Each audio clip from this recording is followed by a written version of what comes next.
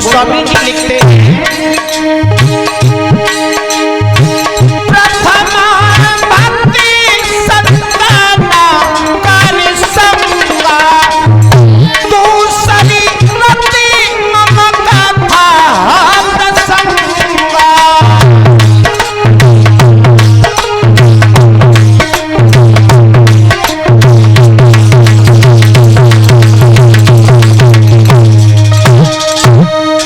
प्रथम भक्ति संतन कर संगा।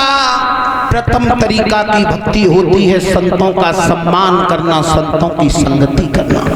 और दूसरी रति मम कथा प्रसंगा, दूसरे तरीका की भक्ति बताई गई भगवान की कथा को सुनना, भगवान की कथा को पढ़ना। अब आप लोग सोच रहे होंगे तो का सब काम धंधो छोड़ के जब पांडाल में ही बैठे रहे, ऐसा भी नहीं है। एक घड़ी आधी घड़ी आदि में उपनियाद, जितना भी समय मिल जाए उतना बहुत है। गोस्वामी तुलसीदास कहते हैं कि मनुष्य का धर्म क्या है, अधर्म क्या है। पर हित सरस धर्म नए भाई और पर पीड़ा समनाए अधमाई। दूसरों के दुख में दुखी हो जाना, दूसरों के काम आना, इससे बड़ा कोई धर्म नहीं है। और बिना मतलब में किसी की आत्मा को परीक्षित की कष्ट देना, दुख देना, इससे बड़ा कोई अधर्म नहीं है। लगा सको तो बाग लगाओ, पर आग लगाना ना सीखो। आग खाए लगाई जाते महाराज, माचिस। आपने देखा होगा पीछे लॉकडाउन का समय निकल के गया था। लॉकडाउन में प्रत्येक वस्तु के रेट दोगुने हो गए थे। भाई दोगुने परीक्षा जी ना है भाई, कहीं रहो जवाब देते रहो करो। 2 रुपया की चीज वो 4 की आई, 4 की वो 8 की आई, 8 की वो 16 की आई। लेकिन आपने देखा होगा जिससे आग लगाई जाती है माचिस, वो माचिस लॉकडाउन में 1 रुपया की आई। क्यों? क्योंकि आग लगाने वाले व्यक्तियों की समाज में कभी कीमत बढ़ती नहीं है।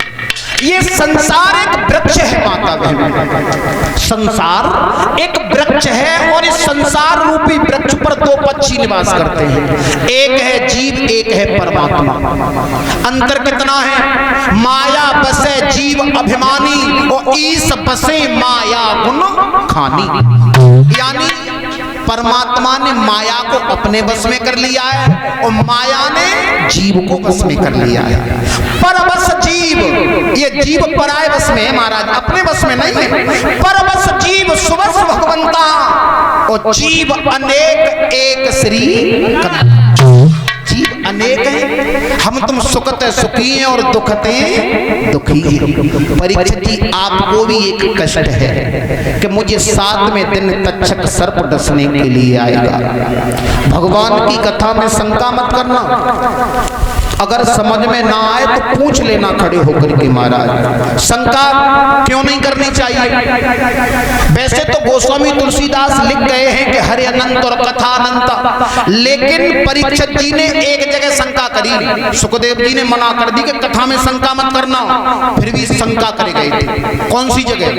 ये कहा था कि महाभारत के युद्ध में तुम्हारे बाबा भीम इतने बड़े बलवान थे जिन्होंने कुरुक्षेत्र के मैदान से हाथी की सूंड को पकड़ करके आकाश में फेंक दिया और आज तक वो हाथी आशीष जमीन पे लौट के नहीं आओ। परीक्षित महाराज ने मौत कछनाई कही, नाक सकोड़े गए। आखिर वो आकाश में हाथी गौ तो गौ का, तो वही नाक कच्ची रह गई थी और तक्षक सर्प ने आकर के उसी नाक में फना मारा था। परीक्षित जी तुम में दोनों में है कौन से? जी भाई, अच्छा ध्यान दियो महाराज जी। आप काम क्रोध मद लोभ हिंसा का दमन करते हुए मेरी वाणी की ओर ध्यान देना। तो अगर तुम्हें एक चिंता व्याप रही हुई अब संगीता ने कथा तो तई बड़ी करवाई दई तो भाई हिसाब दे भंडारो बड़ो पन्नो पर है, तो तुम चिंता मत करो। करने वाला और कराने वाला वही है। द्रौपदी का चीर खींचा गया, द्रौपदी एक हाथ से अपने चीर को पकड़े थी, एक हाथ से कन्हैया को याद कर रही थी। रुक्मिणी बोली प्रभु जंगी जा, तुम्हारी बहन तो नंगी वही जाते। कन्हैया बोले अभी तो उसे अपने एक हाथ के ऊपर बल है, और जब द्रौपदी के दोनों हाथ ऊपर हो गए और तब कन्हैया ने फिर गरुड़ को आवाज लगाई, गरुड़ की चाल फीकी कर दी। जो गरुड़ मन से 4 गुना अधिक तेज चलता था, अपने भक्त के लिए पैदल ही लगवाजे तो महाराज जा चीज को भूंजाओ को मैं कर सकतू, लेकिन बड़ी विडम्बना है महाराज। 4 मंजिल कोठी बनाए ले तो छाती ठोके का कहता कि जी मैं खून पसीना की कमाई है, और काउदना द्वार पे भैंसिया मत जाए तो का कहता कि जी परमात्मा ने कर दो। अच्छा कर लिया वो मैं